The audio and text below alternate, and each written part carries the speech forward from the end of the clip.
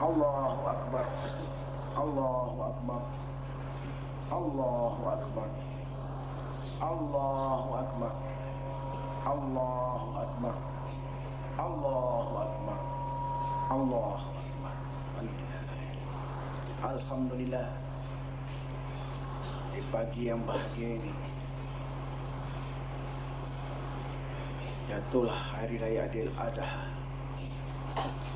Berarti hari ini selesailah pekerjaan haji yang dilakukan di Tanah Suci Mekah dan Madinah.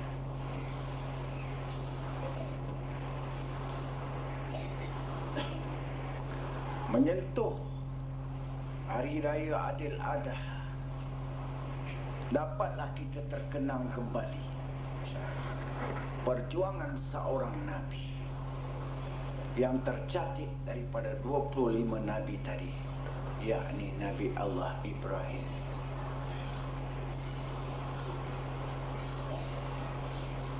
Berarti jatuhlah Hari Raya Adil Adha itu adalah hari pengorbanan. Seorang ayah tidak ragu-ragu, berasa penuh keredaan menyembelih seorang anak, Nabi Ismail.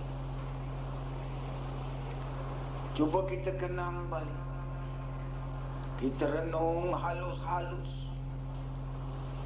Nabi pun ada perjuangan. Nabi dan Rasul-Rasul juga ada perjuangan dalam hidup. Ada perjuangan dengan Tuhannya. Nabi sendiri pun dicoba di muka bumi Allah ini. Cuba kita renung, kita baca sejarah Nabi-Nabi dan Rasul-Rasul. 25 Nabi yang telah dilahirkan Tuhan, masing-masing ada perjuangan dan pengorbanan. Tetap diuji Tuhan. Tidak ada satu makhluk yang dijadikan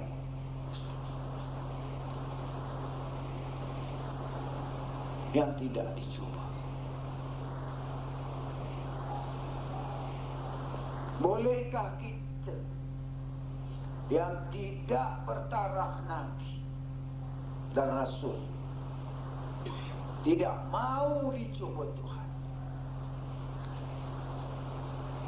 malah tidak dapat reda dengan percobaan-percobaan Tuhan tadi? Tuhan telah menjadikan 25 Nabi dan wali-wali.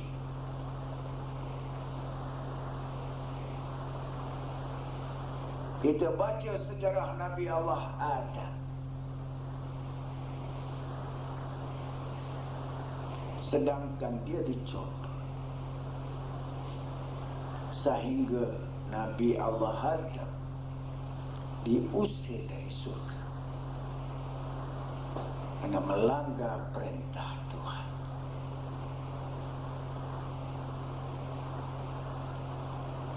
Jadi setiap satu perjuangan Nabi itu adalah iktibar. Seandainya Nabi Allah Adam tidak diusir dari surga dan diterjunkan ke dunia ini, berarti tuan-tuan yang di dalam pesantren ini tidak wujud. Dapatkah kita membayangkan kiasan ini, sindiran Tuhan kepada manusia? Sesuatu cobaan itu ada sebab. Bukan berarti cobaan itu adalah benda yang busuk, benda yang buruk, penganiayaan. Kita renung, tapanya Nabi Allah Adam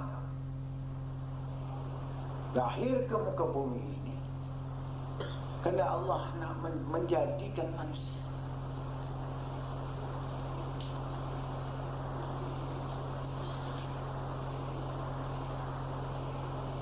Dapatkah kita renung kebijaksanaan iblis? Dia tidak dapat menggoda Nabi Adam, tapi digodanya Siti Hawa.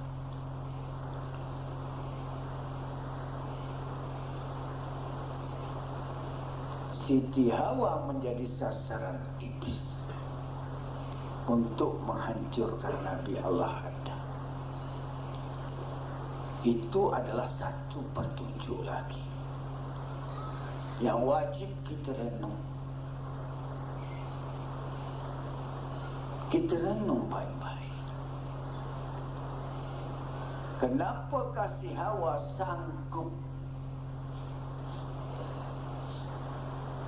sanggup digoda oleh syaitan? Kita renung kejadian Siti Hawa. Kejadiannya dari tulang rusuk Adam yang bengkok.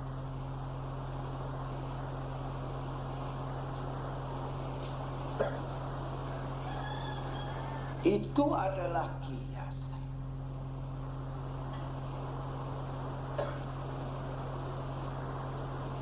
Satu petunjuk Allah. Berlaku pula pada Nabi Allah Ayub. Tentu tuan-tuan dapat membayangkan sejarah Nabi Allah Ayub. Busuk badannya.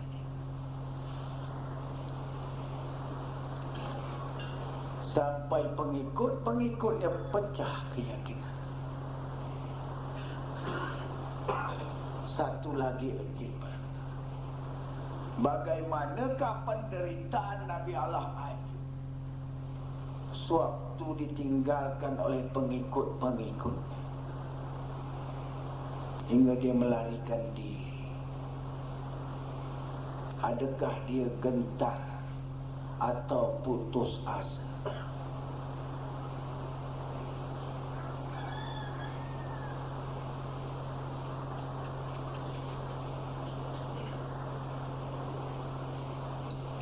Hari ini seorang Nabi Allah Ibrahim putus hatinya untuk menyembelih anaknya sendiri sebagai korban. Alangkah tulus hati, berarti dia lebih sayangkan Tuhan. Dia lebih patuh kepada Tuhan. Cermin untuk manusia.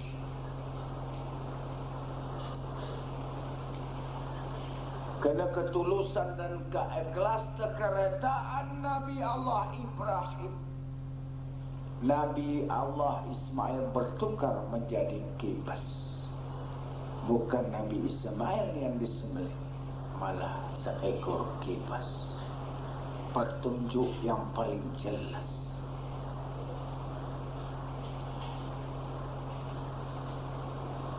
Di manakah datangnya keretaan tadi?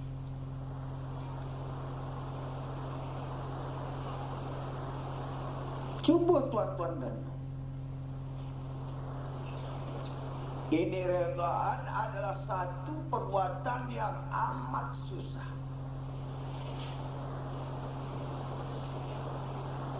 Adakah akal tuan-tuan dapat menerima? Hari ini siapa yang sanggup? Sedangkan berjuang mendirikan solat kita tidak sanggup.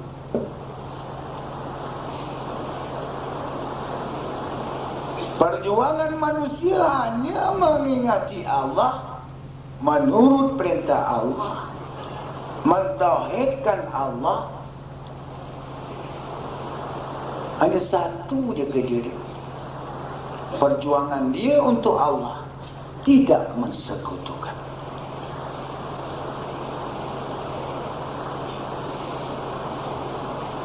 Kalau datanglah hidayat, Suruh tuan-tuan sembelih anak tuan-tuan, mungkin tuan-tuan takkan sembelih.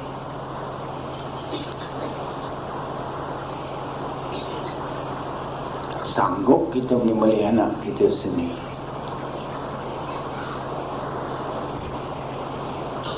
Sedangkan disuruh semayang 5 waktu pun kita tak sanggup. Itu adalah pengorbanan.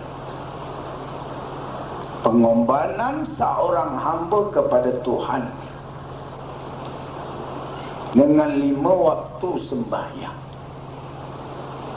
pun kita tak sanggup.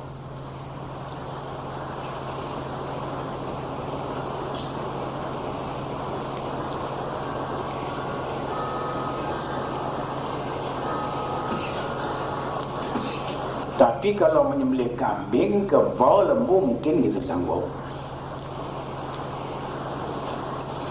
Jadi setiap Nabi tadi ada perjuangan dan pengorbanannya kepada Allah.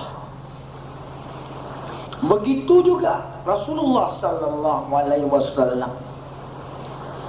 Kita renung sejarah Nabi. Lahir saja ayahnya Abdullah wafat.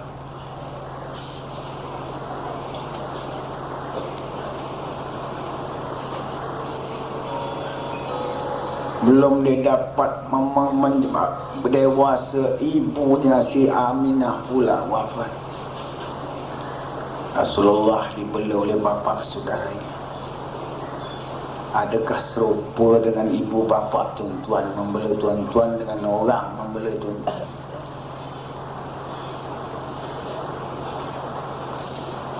Kita renung Rasulullah sallallahu alaihi wasallam.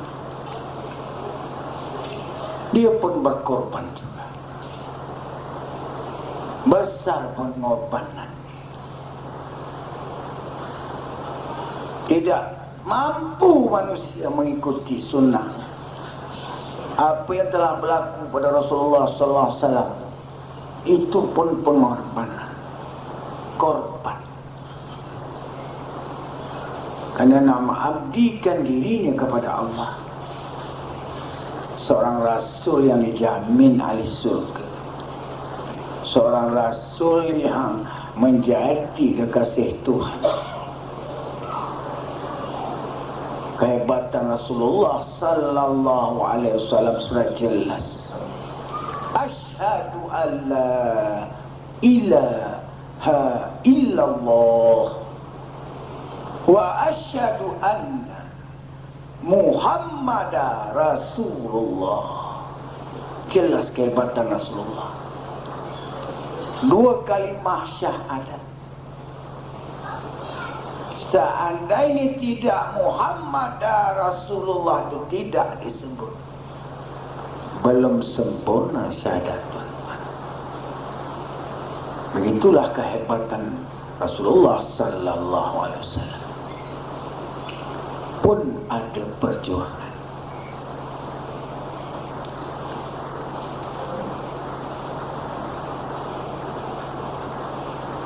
Berarti pengorbanan.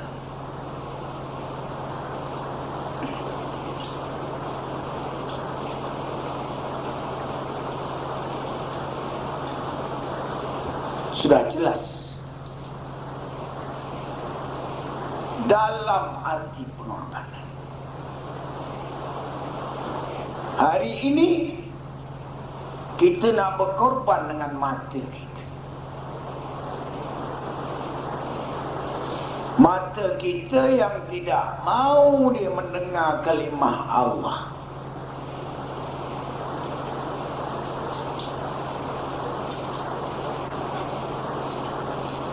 Setelah mata itu tidak mau menerima kehendak Allah dan perintah Allah serta ajaran-ajaran guru-guru ini, berarti mata itu serupalah dengan hati. Hati ini telah menolak ajaran-ajaran ini. Dia lebih senang tidur.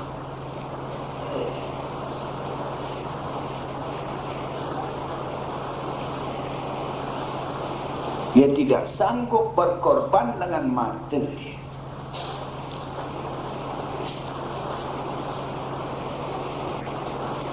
Selagi mata kita itu belum berkelima, dia tidak akan dapat melihat sir-sir Allah. Adakah kita sedar? Pernahkah kita mencuci dengan kalimah penglihatan kita? Bukan mata tuan-tuan yang besar penumbuk tu. Itu mata tak ada apa-apa. Pernahkah tuan-tuan kelimahkan penglihatan tuan-tuan? Pernahkah tuan-tuan berzikir, membersihkan penglihatan, membersihkan pendengaran, membersihkan pemikiran?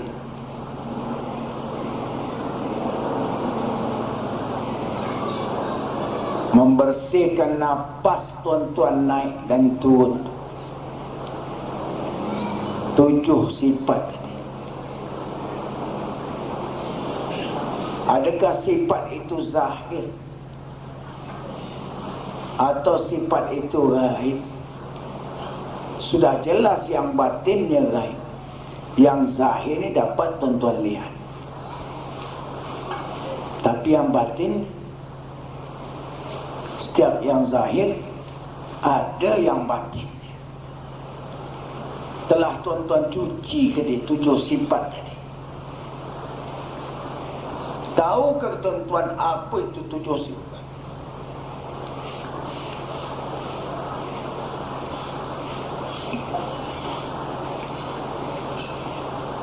Tujuh sifat yang terbenam di dalam diri manusia.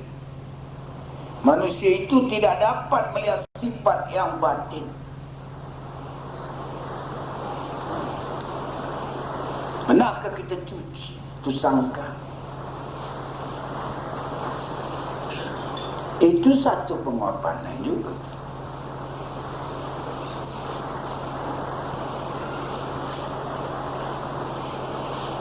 Kenapa mesti dicuci jasad yang batin? Kerana dia adalah sangkar roh.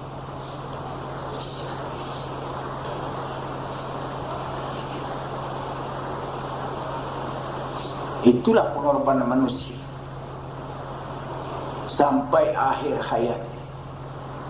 Dia terpaksa berjuang, berkorban seperti pengorbanan Nabi Allah Ibrahim. Itu adalah sindiran kepada manusia. Hari ini manusia itu terpaksa pula berkorban untuk mengenali dirinya yang batin.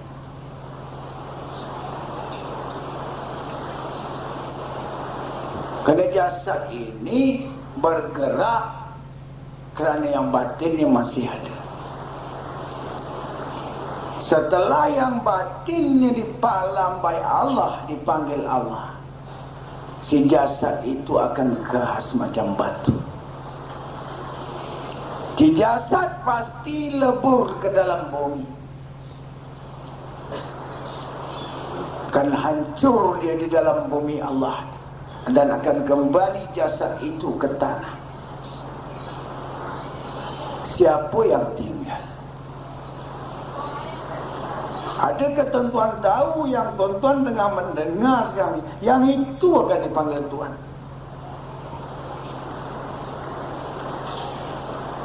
Sifat yang batin tadi itu dia bersifat ghaib. Roh itu pun cukup sifatnya. Dialah akan dilambai Allah. Entah esok, entah lusa. Tak ada siapa yang boleh menghalang panggilan Allah. Tuan-tuan pasti pula Allah tidak barang yang sempurna. Kenapa dia tidak barang yang kesempurna? Barang itu sudah sempurna. Kenapa barang ini binasa? Kenapakah dia terkambus?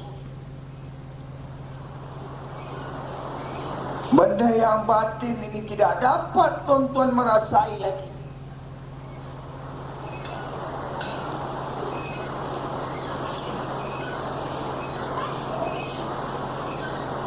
Tuan-tuan tidak dapat lagi merasai.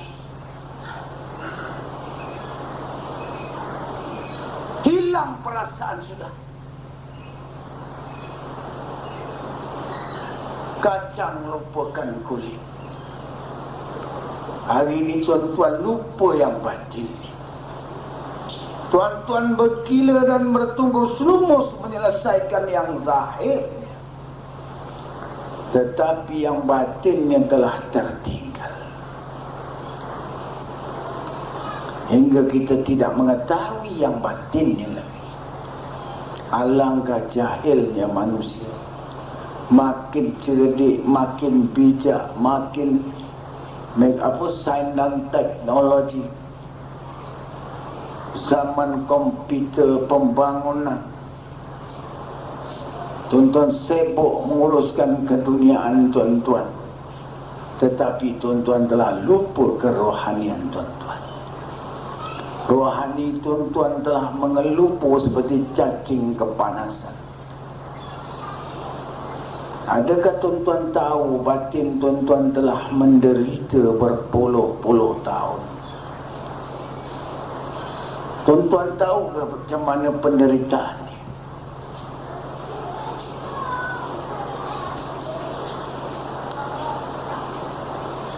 Sengsara dia dimasukkan ke dalam jasad si Bilal. Bilal banyak menguruskan makan. Tidur dia, nyawa dia dah kehitung, dia masih tidak takut lagi.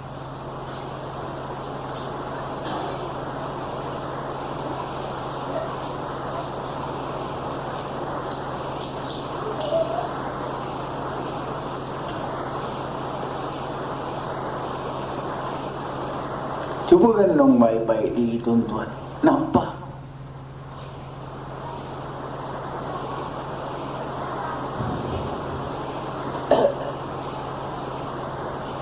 kita kejam mata kita, kita pandang diri kita, tak dapat kita melihat diri kita sendiri. Kejam mata. Cuba pandang diri tuan-tuan sendiri. Gelap.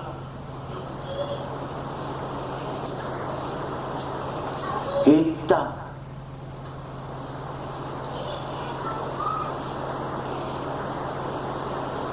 Dia belum bersih. Kenapa dia jadi kotor? Oleh sifat kekufuran. Sifat kekufuran tadilah membuat dia hitam.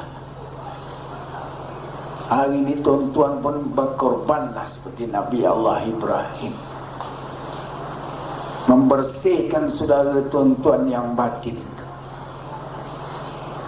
Itulah saudara tuan, kembar tuan-tuan yang telah menderita. Dia telah menderita tu. Yang itu dia mengelupu, dia hitam di kepala kita, menyebabkan kita jadi kelang kabut. Kita tidak ada ketenteraman, gelisah. Siang malam kita gelisah. Cemas ya kita melihat dunia ini. Gelisah dan terus gelisah. Kita tidak pernah merasai ketenangan. Kenapa kita tidak merasai ketenangan? Batin kita kubur. Kita tidak menyadari batin kita telah kubur. Hitam. Dia tidak sanggup menyembah Allah. Dia malu. Dia telah mungkir janji dengan Tuhan. Di alam roh dia telah berkasih sayang dengan Tuhan. Taat setia roh tadi hidup dengan pada Tuhan. Tapi Tuhan mau bukti. Itu pasal dijadikan jasad, disimpan di dalam jasad itu. Adakah seperti di Lauh Mahfuz? Kasihan kau. Hari ini dia silap rumah, termasuk ke lubang buaya.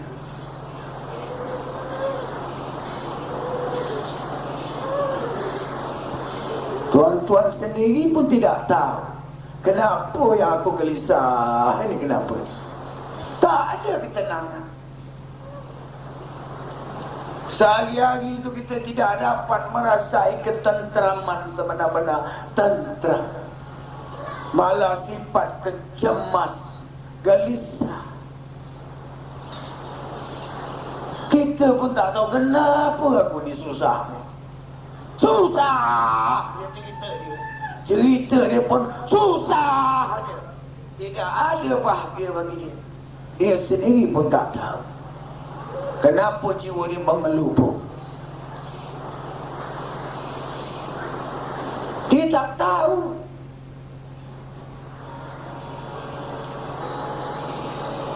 Tidak ada dia rasa ketenangan.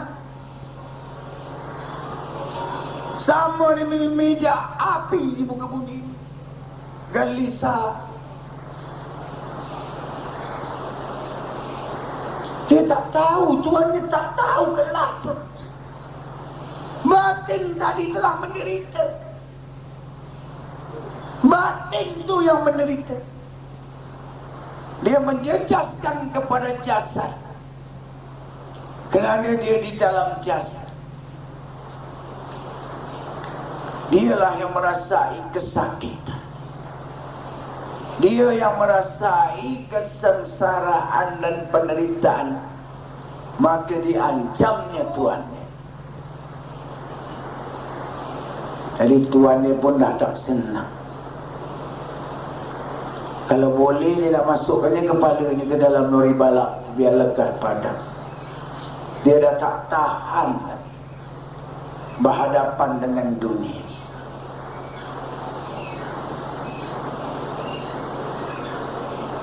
Dia tak sanggup lagi nak menghadapi dunia ini. Dia telah kecewa menghadapi dunia. Sebenarnya dunia itu tidak ada ketenteraman. Tuan-tuan telah salah jalan. Tuan-tuan telah sesat sekarang.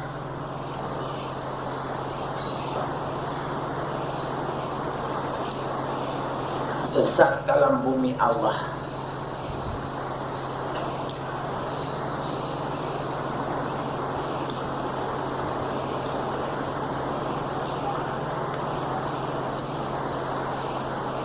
Tuan-tuan boleh rasai kesesatan itu.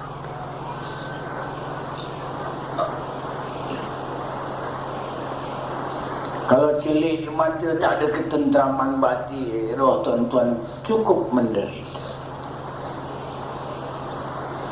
Cukup terseksa.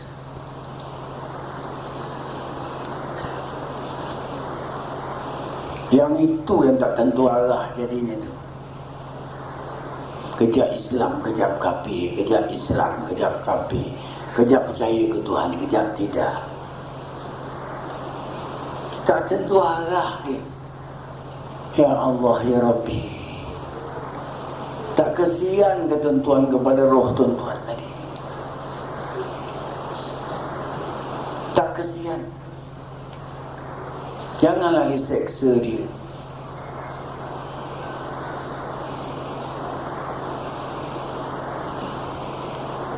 Kenapa tuan-tuan seksa dia?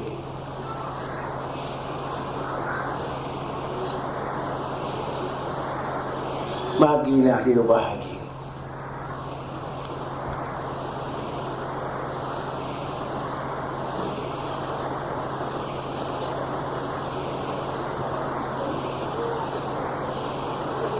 Kalau dia tidak ada ketenteraman, tuan-tuan tidak dapat menyembah Tuhan dengan sempurna.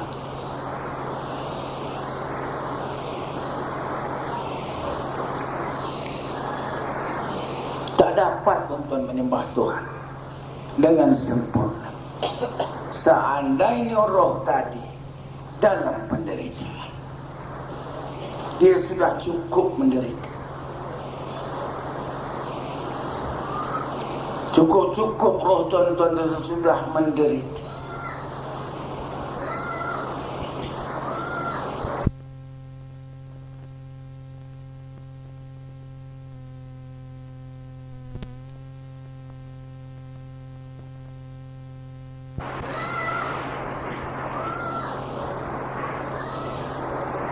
Dia cukup takut untuk berhadapan dengan Allah,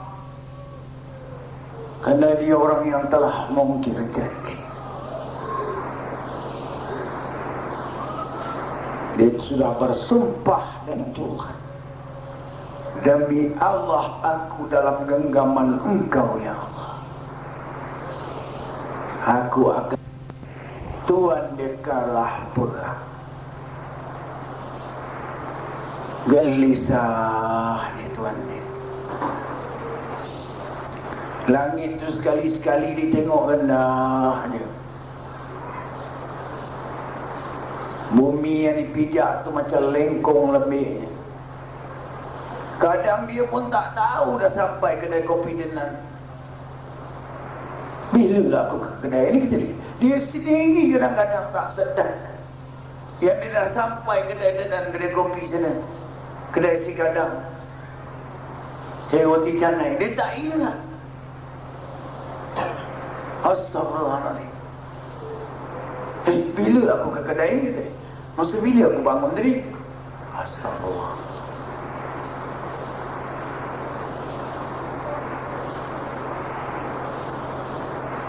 Rosak betul Tuhan. Kadang bawang di dalam tangan dia. Mana bawang kau kupas tadi? Ke atas ke bawah, ke atas ke bawah. Dia pun cari balik bawang yang dah dikupas. Ni bawang dekat tangan dia.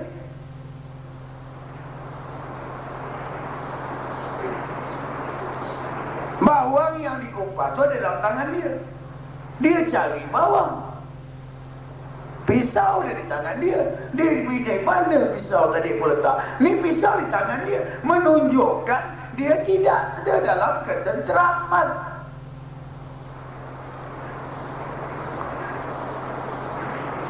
Kadang habis siku-siku dimakan di dapur, tak teringat rupa minyak tu dah panas. Dah tuangkan minyak tadi dalam kuali nak menggoreng, dah lupa. Tahu-tahu dah berasap hitam asap dia. Itulah punca kebakaran. Itu meletup tonggas tu, punah sebuah rumah. Aneh. Kenapa dia jadi macam itu?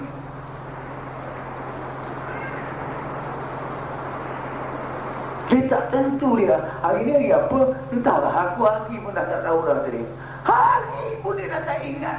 Hari bulan tu jauh lah. Hari ni hari apa dia tak tahu.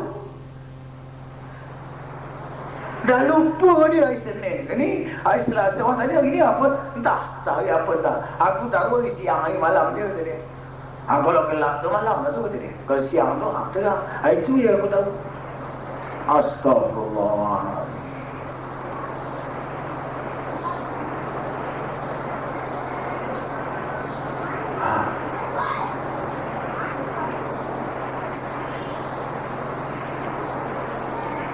Kalau dia start berfikir tu, dalam jamban berfikir, makan berfikir, mandi berfikir, nak tidur berfikir kerja dia. Satu hari dia berfikir, berhenti tidur dia pun lupa bila dia tidur. Sampai dia tidur pun dia lupa. Dia berfikir. Itu jangan main-main tu, dia dekat tanya rambutan. Itu jangan main-main tu. Itu dah seksa betul Tuhan dia tu. Aneh lah. Sedar ke dia dalam kok dia menghayat Tuhan siang malam, kok dia mati selamatlah. Ini duniawi yang dia hayatnya. Kesusahan dia nak senang sikit, itu ini. Ini kau dapat itulah, ini. Itu janji manusia. Semua manusia janji macam itu. Senang buka beramal. Nanti senang sikit nak beramal lah, buat pondok kecil sikit nak wirid betul-betul lah. Aku nak wirid, ada wirid. Itu janji manusia. Manusia ni memang pandai ni sebelum dapat. Ni ngacah lah tu. Ngakal.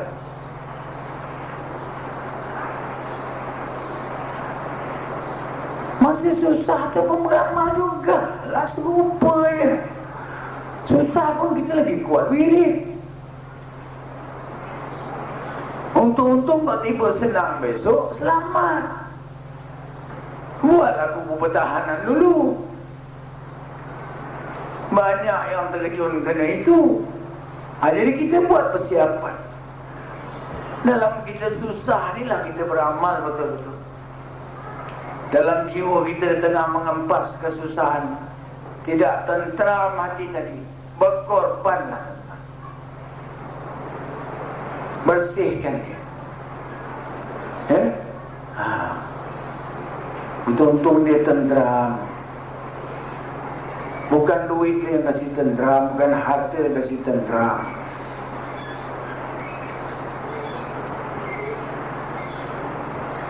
Tauhid kau kepada Allah itulah yang membuat roh tu bahagia.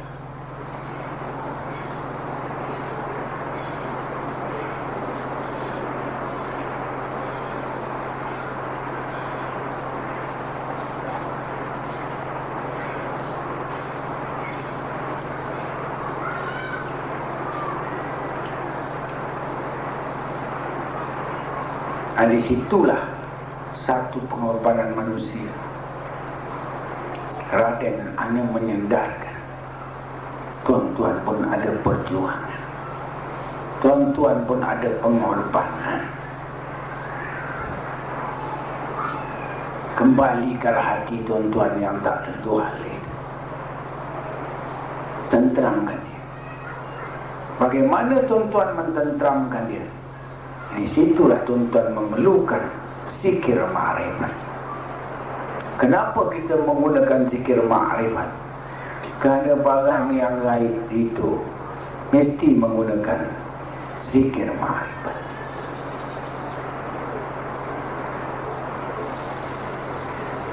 Jadi zikir ma'rifat tadi adalah santapan roh. Setelah roh tuan-tuan itu kenyang, tuan-tuan pun tentram. Berarti tuan-tuan mau hidup 1000 tahun. Seandainya dia tidak ada ketentraman, itu mulalah minta nak balik tu. Dia menderita di sini, biar baliklah. Senang aku dia kata dia. Jangan main-main. Di sana lagi susah. Kalau di sini tak selesailah kita punya pengorbanan dengan Allah dan Rasul, berarti pulang ke sana kita akan menerima lebih derita lagi. Tak ada seorang pun yang menungkat langit hidupnya. Tak ada seorang pun yang hidup dia ke menungkat langit. Kalau panjang umur itu Allah sayang dia tu. Sayang Tuhan ke dia lagi tu. Dia yang tak sayang Tuhan. Bagi dia Tuhan 80, 90, 70 umur, orang bagi dia tu. Dia masih ada masa untuk menyebut lagi, untuk beramal lagi. Kerana alam yang dia balik tadi bukan main-main, bukan seperti yang dia fikirkan. Eloklah kembalilah ke pangkal jalan. Hari ini diadakan tawassul oleh Paduka Radin, untuk mengenang balik supaya kita dapat menyuluh diri kita, disedarkannya kita kerana kita dalam kesesatan.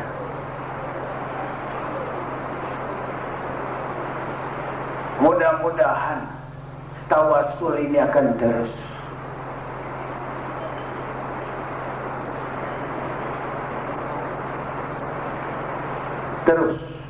diadakan oleh Raden untuk mengingatkan muridnya. Kerana murid itu tidak duduk setempat berjamaah. Dia dapat dikumpulkan setahun sekali begini pun sudah cukup. Mana yang dapat datang? Mana yang boleh menilai tawassul itu apa? Kalau dia boleh menilai tawassul ini apa, mudah-mudahan tahun depan ini surah tidak cukup. Lagi ramai yang boleh.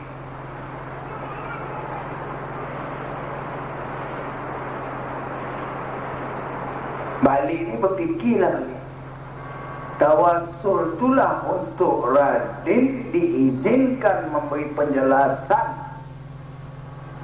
Dia hanya boleh memberi penjelasan hari raya Haji dan hari raya Aidilfitri. Setahun cuma 2 kali dia dapat bercakap macam ini.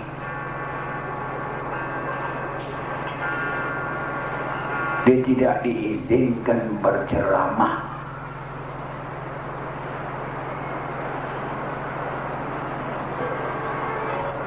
Di atas pun ada undang-undang. Apa sebab dia tidak boleh berceramah sepanjang masa? Kadang-kadang dia nak bersarah pada murid-muridnya, tapi tak putus. Kerana dia ada yang atas pada dia lagi.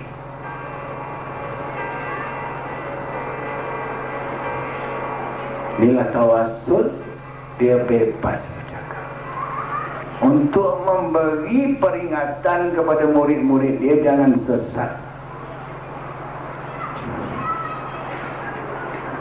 Cubalah tuan-tuan balik nanti renung baik-baik. Patut ke tawassul ini diadakan setahun sekali saja?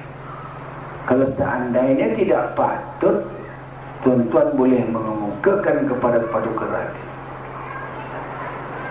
Dia akan ikut cakap muridnya. Ini terserah kepada tuan-tuan. Dia cuma mengatakan tawassul itu untuk memperingatkan murid itu. Jangan salah jalan. Alam batin itu mudah tuan-tuan sesat. Kalau tuan-tuan belum mengalami dan menerokai alam ghaib,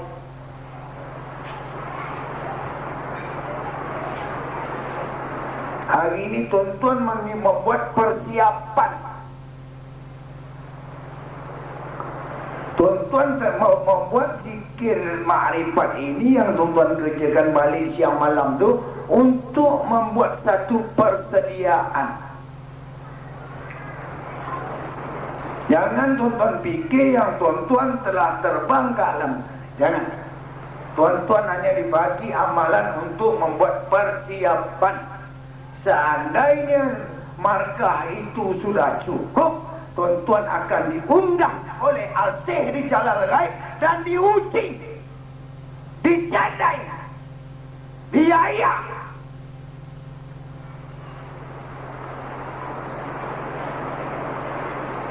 Andai tuan-tuan lulus, baru dibuka sealam. Tetap akan diayak bermacam-macam cara. Bersiaplah. Seandainya kebatinan tuan-tuan ampuh, berarti tuan-tuan akan menang dicoba.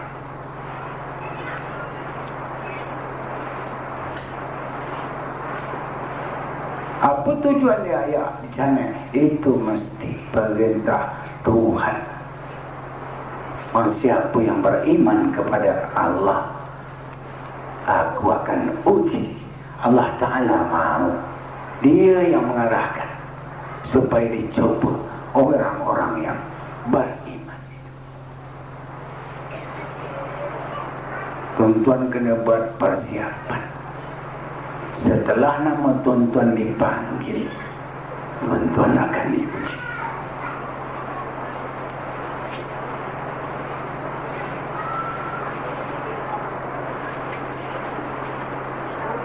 Tuan-tuan tidak akan sedar bila masa itu.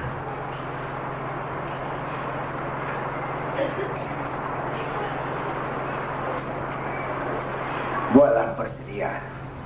Amalan yang telah diajarkan kepada tuan-tuan itu untuk persediaan tuan-tuan akan dipanggil melalui roh. Roh tuan-tuan akan diambil, dibawa naik, dicoba. Jasad ini akan menanggung.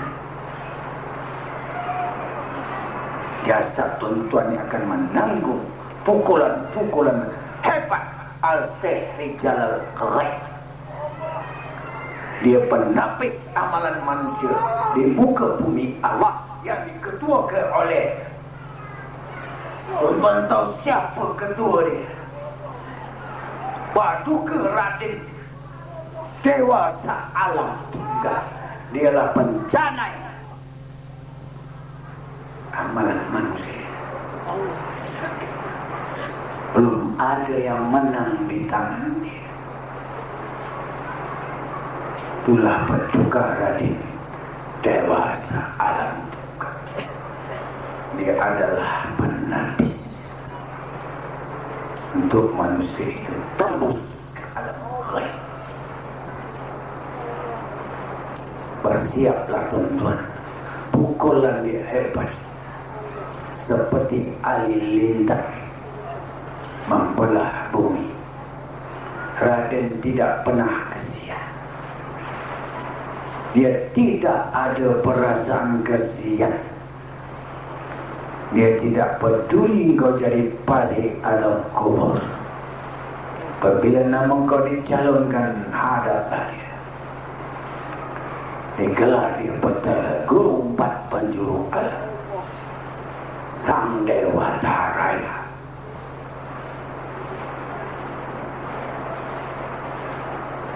Ingat, bersiaplah. Siapa yang bercita-cita mau menguasai ilmu hakikat dan ilmu makrifat 4 penjuru alam ini akan menghadapi Paduka Raden Dewasa Alam Tunggal. Itulah musuh tuan-tuan yang paling ketat. Pukulannya jadi debu, jadi padang jarak, padang terkukuh. Itulah pukulan Raden Dewasa Alam Tunggal. Tuan-tuan tahu menyambut Dewasa Alam Tunggal.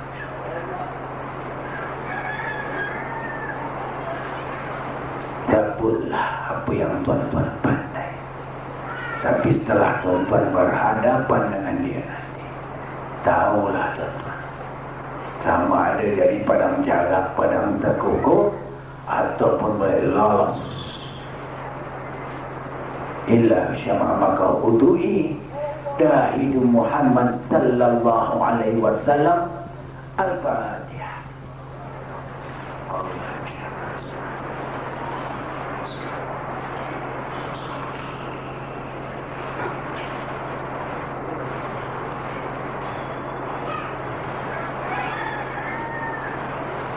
Baca doa Ustaz.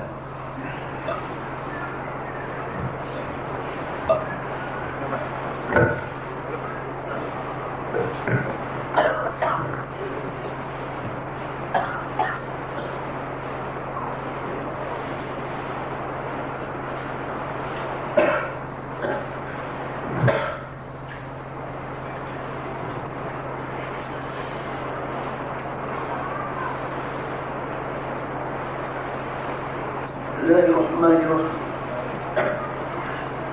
Alhamdulillahi rabbil alamin. Wassalatu wassalamu ala asyrafil anbiya'i wal mursalin. Sayyidina Muhammad wa ala alihi wasallam ajma'in. Allahumma salli ala sayyidina Muhammad salatan tunjina biha min daril ahwal wal alfat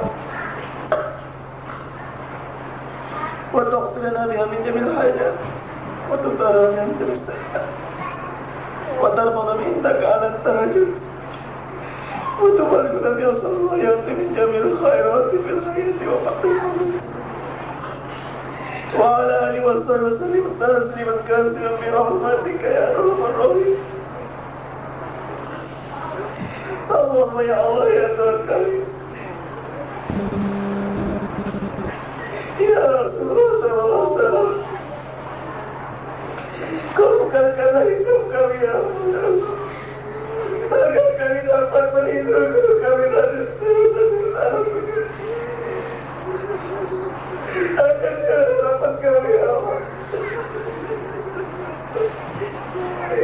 Maka itu akan dimohonkan ya Allah. Mudah-mudahan kami dapat melindungi dari dosa Allah Tuhan. Dan yang lalu yang salah dunia dan akhirat, lahir dan batin.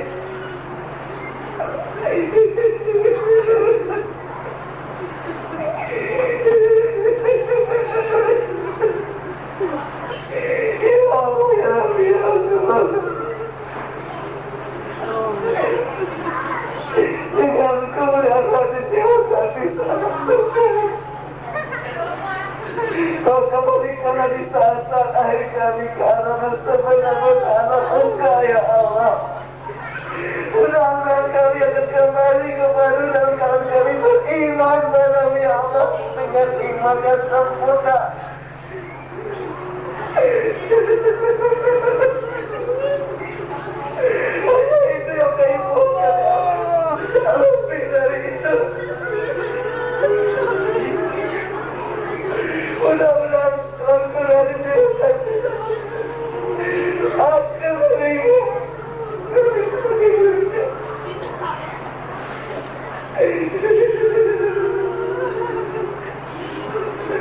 Kalau kami dijadikan kami kerja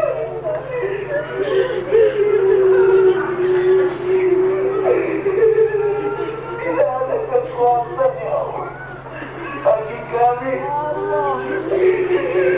Hanyalah satu-satunya harapan kami.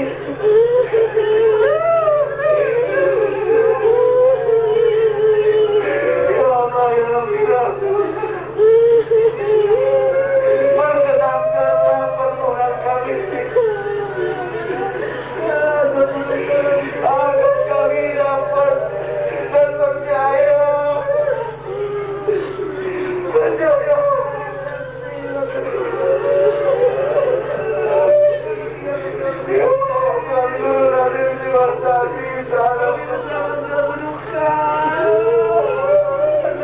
Kau dengarlah Tuhan kami ya. Kami mohon ya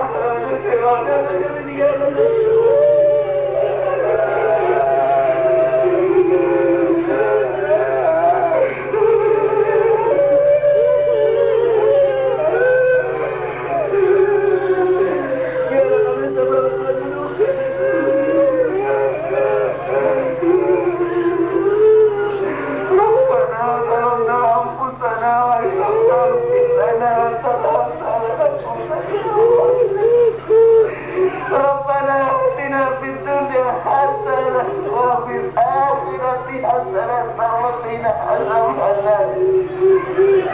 Sallallahu ala sayyidina Muhammad wa ala alihi wa sahbihi walhamdulillahi rabbil alamin.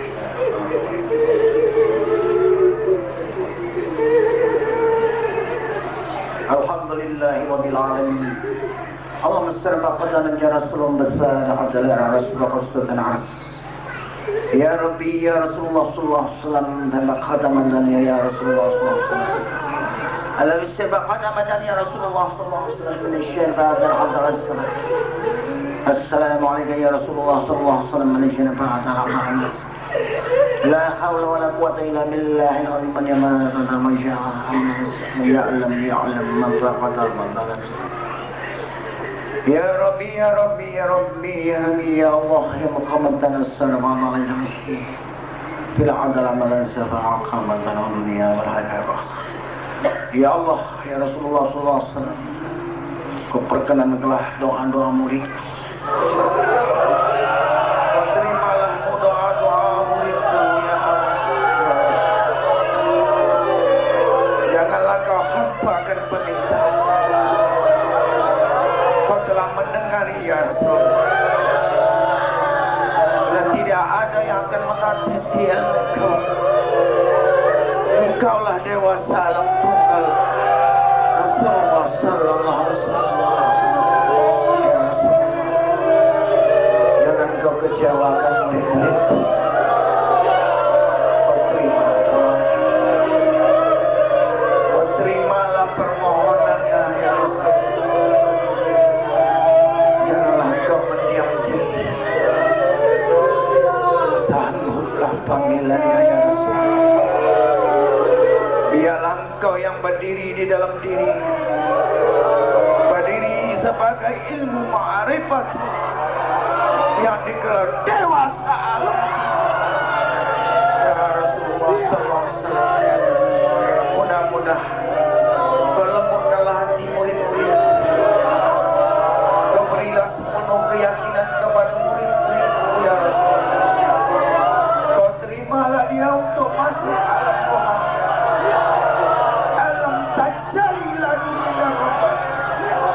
Jangan kau sia-siakan ya Rasulullah.